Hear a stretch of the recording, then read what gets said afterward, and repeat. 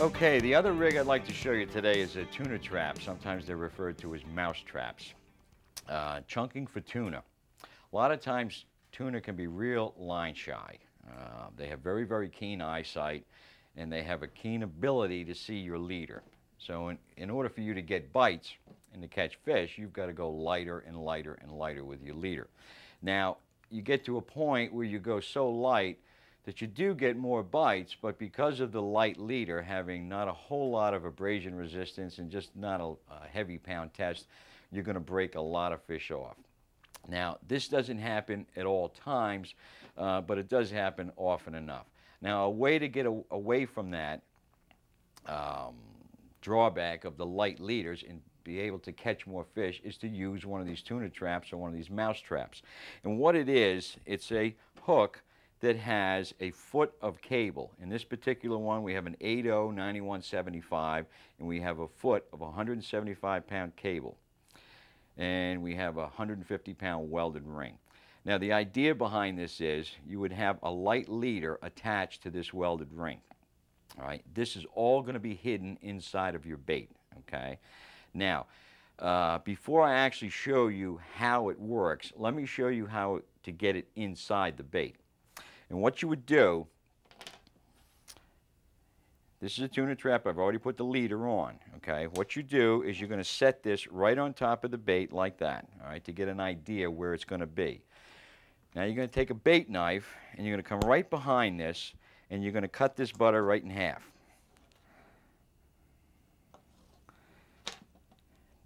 Now you've got a half of a butter. What you're going to do now is take a bait knife and make a little pocket just on one side of the backbone, just like that, just a little pocket. You don't have to take any of the insides out, or just make a little slit which forms a pocket. Now just open the mouth up a little bit, and you're going to take an open eye needle, you're going to go into the mouth, through the bait, and you're going to come right out that pocket, just like that. Now, as I said, I've made these up already with 40-pound leader, and they have a little swivel at the end of it. All you're going to do is now just take the swivel, catch it with the open eye needle, and you're going to bring it right back to through the bait and right out that hole, the mouth of the bait. Just pull it all the way through, and you're going to take this trap and you're going to put it right into that slit, that little pocket that I made. It's all hidden inside the bait. If a tuna sees anything that looks unnatural to him, he's not going to go for it. So now you've got a real light leader, and you've got the tuna trap buried inside the bait, okay? Now the way this tuna trap works is when a tuna takes this bait, you let him run with it, okay? And when you lock your reel up into strike position, the hook is going to catch inside the fish, okay? And at that point, what happens is the cable pops out of the band that's on here, right? And now you have a foot of cable hanging out of the tuna's mouth, okay? When the cable is hanging out of its mouth like that, you've got all the abrasion resistance of this cable. You're not going to lose that fish. So this gives you the ability to fish with a light leader, but gives you the protection of the cable. And as I showed you, the cable is all hidden inside the bait. Now, before I get into showing you two other ways to rig a butterfish, let me show you how to put this cable back together. I mean, you're not going to lose this band. This band is going to be stuck right there on the hook. All you're going to do is just leave the band like that. You're going to take the cable, you're going to loop it twice, and then just bend it back like that. You're just going to grab it with your thumb and your forefinger, squeeze it all together, and you're going to slide the band right over top of it again. It's best to do this with dry hands. But as you can see, you're ready to go again. Okay? Now, I've showed you how to put it in when you want to fish the front half of a butter. All right? If you wanted to fish the back end of the butter, what you would do, again, is just lay your trap right on top of it like that, and you're going to come up here and you're just going to cut it like this. You're going to put your slit in it right in the back, just like that.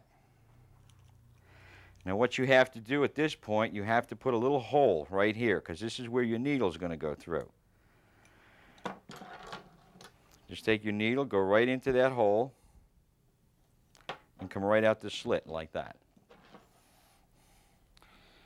And just as we did in the other one, you're going to take and grab this swivel, and you're going to pull it all right back through the bait, and you're going to put the trap right inside that end of the butter.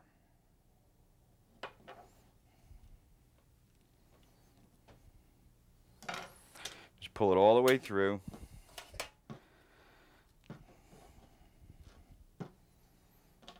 And just set this right inside.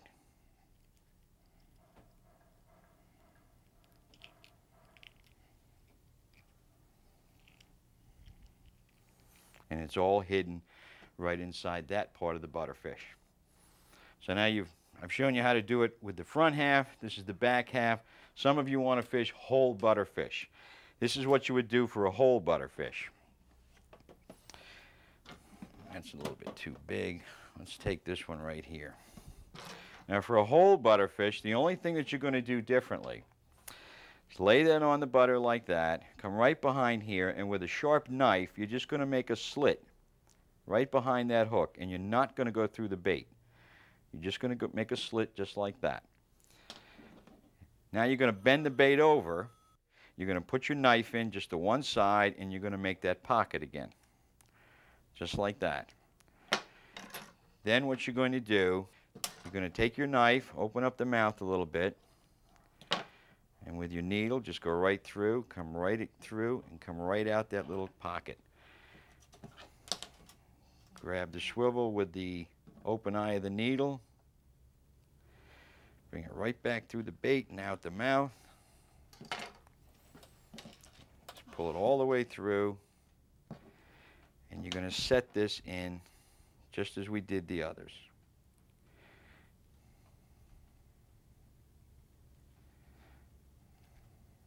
As you can see, you've got a whole butter. Make sure you get it all in there. You've got a whole butterfish with a trap in it.